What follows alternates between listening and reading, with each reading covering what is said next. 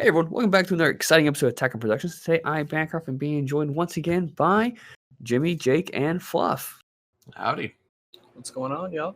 What's up, people? And today we are doing a matchup, which is actually Jimmy is playing against Matt for our second round at our championship. Jimmy is playing the only deck he knows how to play, Baby, versus, I mean, What are you trying to say there, bub? You diss on my Gotenks plays, I'm dissing on your Baby plays. Versus Matt. Yeah, but you've lost a Baby like once. You don't have room to talk. I don't think I've lost a Baby. You lost a Baby once. You're talking about Yellow Red Baby? No, this Baby with against Garlic. Okay. It's Garlic. I love Garlic, don't get me wrong. But to finish off what I was saying, you're playing against Matt, who also only plays one deck. Which he is a very good Gogeta player. This was a very bad matchup for him, so this did not put him in the best of position. Yeah. So those mottos where it's like, it takes like 10,000 hours to become a master at something, right? Mm-hmm. Yeah. Matt has done that with the Gogeta decks. Yeah. I will say this, Matt and I have talked extremely extensively about Gogeta, and I probably only know Gogeta so well because of Matt. Like, every time I play Matt, he plays Gogeta, or like I have built Gogeta just to kind of see and help him. This Gogeta operates in a way that Matt is not accustomed. Like, Matt's natural playstyle is to be aggro, whereas I feel like this Gogeta is perfect as a controller. Yeah. And it's deceptively controlling, too. I guess a better way of putting it is that Matt did put the time into the older style of Gogeta before Unisons were a thing. I remember when Unisons first came out, he didn't put them in there. Like, he was really hesitant about doing it. And then he did, and he saw the benefits from them. Yeah. I think it's that transition. So, like, he knows how to run a Gogeta deck. Oh, you're better than anyone. You are absolutely right. Like, we call him like the Gogeta master, like, for a reason. He definitely deck. But like Jimmy said, Bancroft, more homework for you. Now you have to do the Nightmare on Elm Street, the Dream Master, but with one side is Matt and it's Gogeta Master, and the other side is me and it's Baby Master. Wait, you want to do this for a thumbnail? Yeah. You have time for this shit? You were supposed to do it. You were supposed to do it back in the day, but you never did. But I looked it up, but I was like, I was at work making that thumbnail. I'm like, I don't have time to go all out for this. But like Jimmy had mentioned earlier, this is definitely a rough matchup for him. Yeah. So he was not very familiar with how Baby operated. He was more familiar with the original like Red Yellow Baby. So he violent raid on this turn because he's seen I had 3 energy and he's like, I don't know what he can do, so I'm just going to do this to protect myself. Yep. And you don't play battle cards most likely on your turn. Yeah, I don't play any battle cards on my turn, so it was like such a wasted resource. Yeah. Because I'm sure he was expecting me to go into, like a Baby chain and then go up and, try to kill him on that turn. Wait, has he not played against your Blue Baby since new set? Have you guys not been matched up yet? He played against one, but I went like hard into a Boonie. So it wasn't a great representation of what Baby wants to do. So Matt has been really focused on learning how to play against like Vegeta GT and Soul Striker and stuff like that. But when you're talking about a blue deck, you are referring to every blue deck that's not Baby. Baby is like the Hattori Hanzo of blue decks. It's just in its own, I'm not going to say it's better than, but it just operates in a completely different way. And Matt, I don't think was prepared for this match. Yeah. Baby is almost like Invoker in that it plays the game in such a unique way that if you are unfamiliar with the matchup, you're really walking into your own doom. Yeah. And just a clarification, he paid a 3 and immediately +1. That's why he put it as a 4 instead of a 3. Yeah. There's no reason not to attack, so. Also, on the my charges for Baby, I don't play Bean in this deck. I need to just remove it completely. I need to cut it entirely because I have not once used Bean. What would you charged in though? I that's all I charge is beans and like whatever card that I don't need at the time. Which you cannot take bean out of your deck. Like, I think you just at that point lose to certain matchups. Like, He's never used bean. I've never used it. Like I tried to go down to 2, and then you were like, "Nah, bro, you have to keep it at 3." And I'm like, I just want to put it at 2. So what's your card count? What's that? What's your card count? I'm at 50. I'm at 55, 54 technically because Planet Temple comes out at the beginning. Take them all out and see how it runs. Yeah, just cut all 3 of them entirely. Yeah, like that's what I'm thinking about doing. Like, and just see how it feels and see if it's worth it or not. Yeah. Because do you really need, like, how many Mechie Orps do you play a game? I play a significant amount of Mechie Orps a game. Yeah, I've seen him play like 3 in one game. Right. And I've seen him play 3 in one turn too. Yeah. I'm saying you'll have stuff to charge, you know? So normally on this turn, I would put out my baby Unison and start ticking that up. So I have the pocketed -5. But I knew this matchup. I knew that I had to deal with that 5-drop Gogeta when it was boarded. So you saw me off my top 3. I added a hit Deadly Vanguard to hand. And that card is very, very good in this matchup because 1, it costs 2 because of Planet Tuffle. Yep. And it gets around Deflect in that it has both a counterplay that bounces a 5-drop and also a auto that bounces the 5-drop. Yep. How's it ready? If it's greater than your opponent's energy or something, or what is it? Exactly? 5 or less. 5 or less. Okay. So he puts out Gogeta. I respond with hit. The counterplay fizzles because it's Deflect. It's not affected. But then the auto takes over and bounces the 5-drop back to hand. Of course, he does still get his autos. It's like it's not the most efficient use of hit, but it's probably the most important interaction in this match. Yeah. So please tell me he goes normal chain and swings everything first. Was that? Oh, he just minused it by 10. Okay. Yeah. So I'm just curious if he swings his Unison and Topo first before playing Gogeta, like making you try to get those negates out of your hand. You know. He does actually. Okay. Good. Because I didn't want to take that double strike. I put Mechie Orp out there. I had actually forgotten that the 5-drop minuses everything 15. Yeah. So when he drops it and he says, "Let's get that field wipe," I was like, "Ah, shit! Like I don't have any option for this," because I did have a UI in hand, but UI works on the same speed as hit, so there was no sense in putting tapping 3 energy to put basically the same thing on field. Oh man, he clears that board big time. Yeah, he clears it. Yeah, these are the type of effects that I think are incredibly important in the red versus blue matchup. Like resolving effects like this are how Matt wins this game. It's really the only way red can pull through. You can't force your way through the front door. You have to slowly grind and get these. I guess in this case, it's a 4 for 1. Well, 5 for 1. There's the glare. I was wondering where it's going to show up at. Yep. Interesting.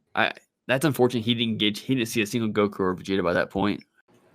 Jimmy, what's the thinking on playing the Deadly Vanguard on the 5 instead of waiting for the 6? It won't hit the 6. Deadly Vanguard won't hit 6. Yeah, it hits a 5 or less. Oh, 5 or less. Okay. Yeah. Otherwise, I probably would wait for the 6. That's what I was thinking. Just to make sure the 5 goes to the drop area and not back to the hand, and keep the body on board. Yeah. Is that on both the counterplay and the auto 5 or less? Yes. Okay.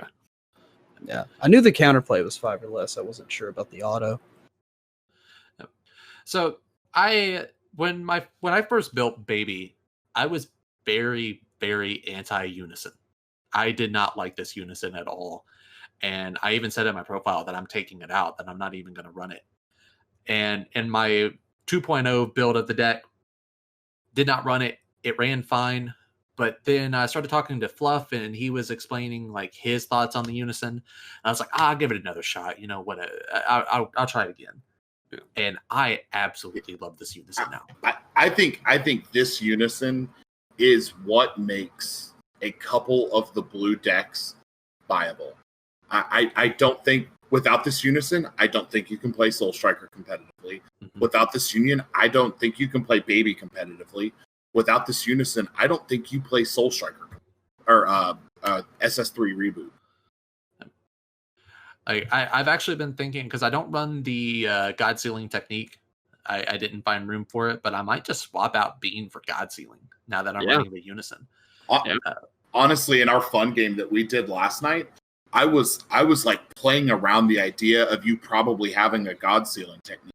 And so like I was specifically not doing things unless I had to, because I was like, God, if he God Sealing techniques after like I play 6 for Sen Shenron, it's effect, and you God Sealing and everything goes back to my hand, I'm dead.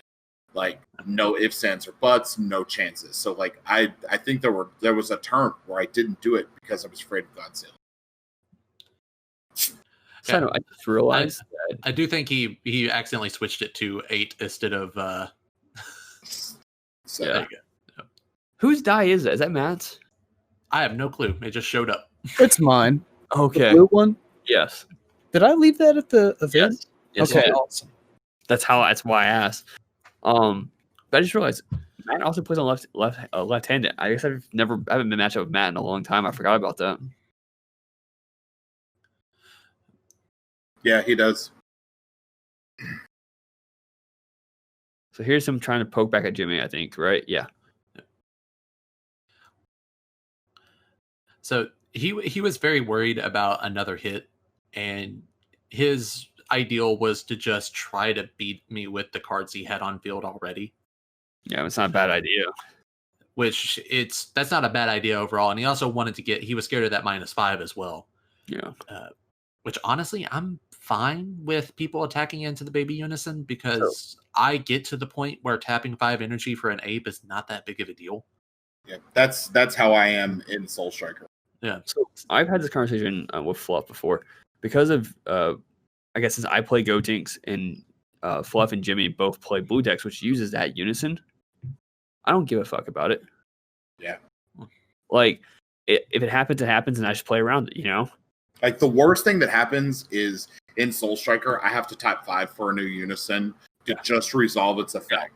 I have, me saying that I've forced Fluff to do that before. You know, I've gone into Unison for 2 hits just to make you tap all out, so you could get that resolve that effect, but it taps you out for most part. Granted, with Soul Striker, you do restand 2 energy. Yeah, so it's not really a big deal in Soul Striker to have to tap but 5 that's to better do than that. having 7 energy, though. Yeah.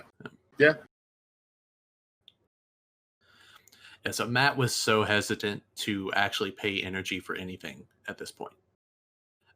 He also misread max power and thought he could just blow up my body snatcher with it. Yeah. But it's greater than energy, right? yeah, greater than. Yeah. Because that's a 2-drop. It's hard to see because the glare is there. Yeah. Yeah, that'd be good if he had forced you to play Baby Hatch. It honestly would have been, yeah. And did you have another Vanguard in your hand, out of curiosity? I had all 3 in my hand since turn 3. It's such an uphill battle playing a deck that wants to go tall against Baby. Yeah. Mm-hmm. And just to make sure, Violent Ray was a card, not a red card, right? I'm fairly certain it says red card. Yeah, he just discarded a black card. I'm double checking right now just to make sure.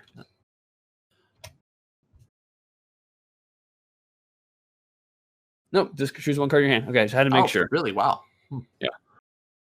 Better than I thought it was. But it was a smart play. But then again, your Aether Tokens, I think, are 15. Yep. Mm-hmm. Yeah. And see, this is where having that Yamcha Unison would have been counterplay would be really nice. But I'm not sure if Matt plays it or not. This would have also been a great spot for exploiting weakness Vegeta. To just blow up everything. I mean, Jimmy would still get to keep his Abuni, unless he activated the Jiren on Abuni on play to -10. Then it would get rid of it, but it would keep Matt from having to deal with all these token strikes.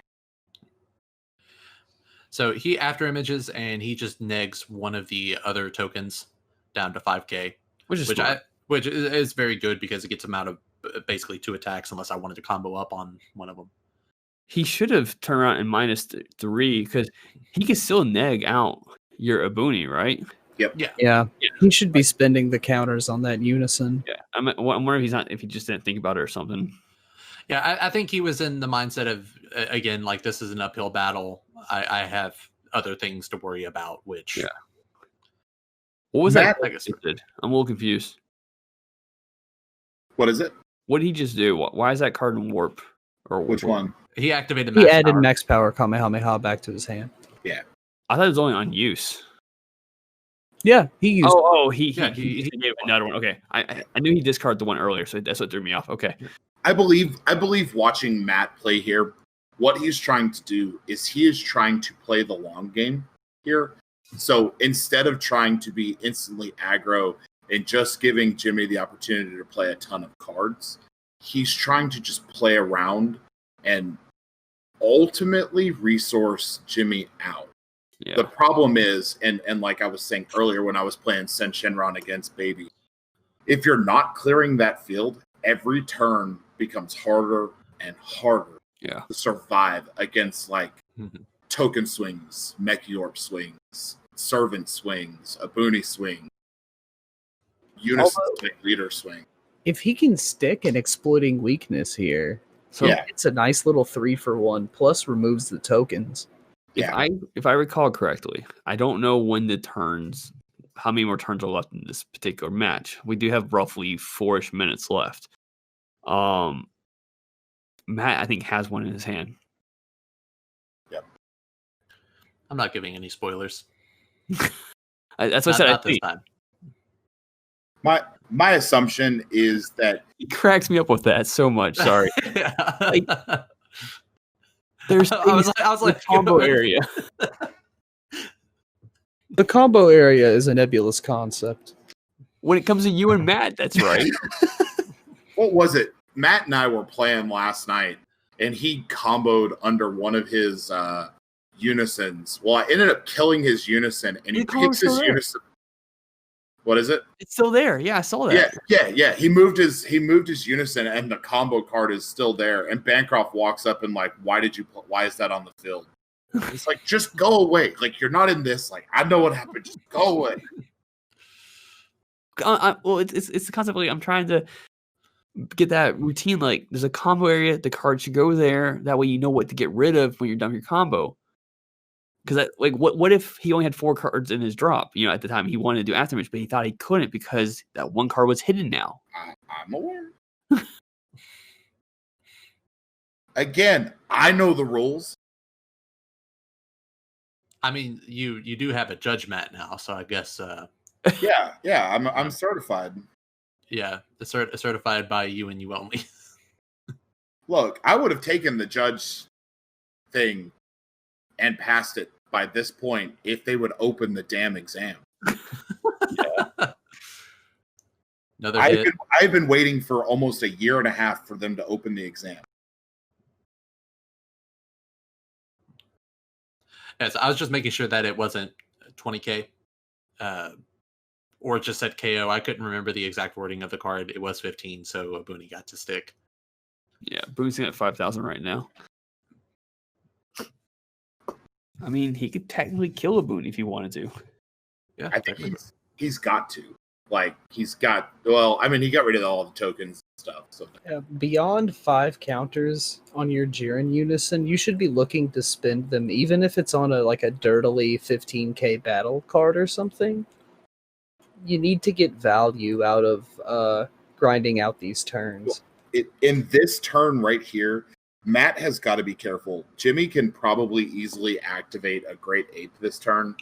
And if Matt doesn't have the negates in his hand or the ability to deal with it, Jimmy just wins here. So it really, if Jimmy just focuses this Unison or makes Matt activate its Unison effect here before doing everything that he needs to do, in my opinion, I think this is probably the kill turn.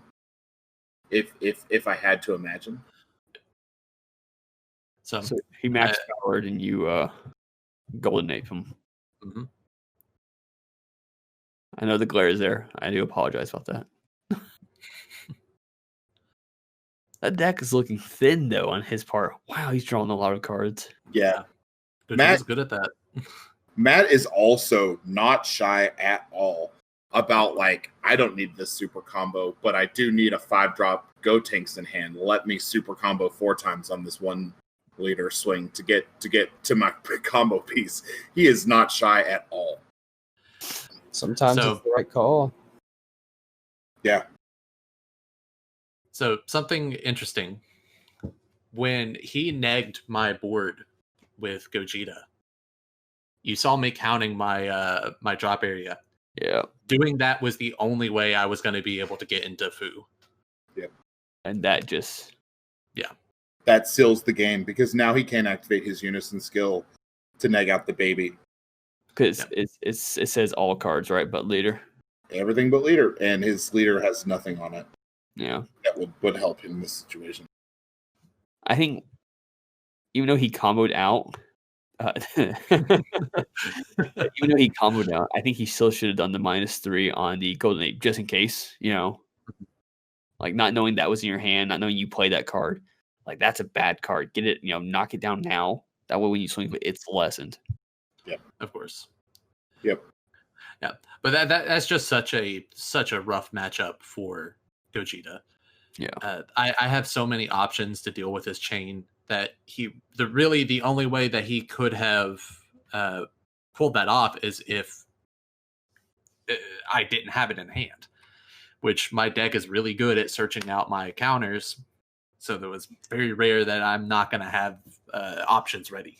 That the key in that match is to turn 1, turn 2 pressure, and then resolving your fields as you build them up, and only really giving you 1 turn of 4 or 5 battle cards on the field to work with, but being able to resolve and reduce the number of cards on the field turn to turn should be the Gotenks player's focus, making you tap out to the point that those hit counterplays are not as readily accessible without tapping you out.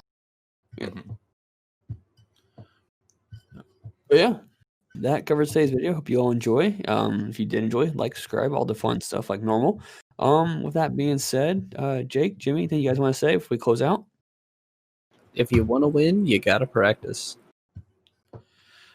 I feel like this matchup actually reflects what just recently happened in the United States. Yeah, it does. Blue beat out red, and I think that's Got him. Also, stay tuned for my my C-Rod diss track. Okay. Careful. Is that really happening? I thought I talked you out of that. Dude, no, it's still happening, bro. I'm at work. I'm throwing bars while I'm building doors, bro. Don't you know one of these guys over there? Or do you actually know Zero, don't you? We know somebody associated with him. We collabed with him. Yeah, okay, that's what it was. I can't remember what it was. Yeah. I was on the Instagram club. Yeah. With Saiyan Alpha, right? Or Alpha Saiyan? I can't remember. Yeah. Yep. But if it burns when you pee, it's most definitely the clap. And Fluff. Hey, thanks guys so much for staying tuned. If there's some match that you all want to see, something that you want to see us go over, let us know in the comments below. As always, make sure to reach cards, know your place, Fluff out.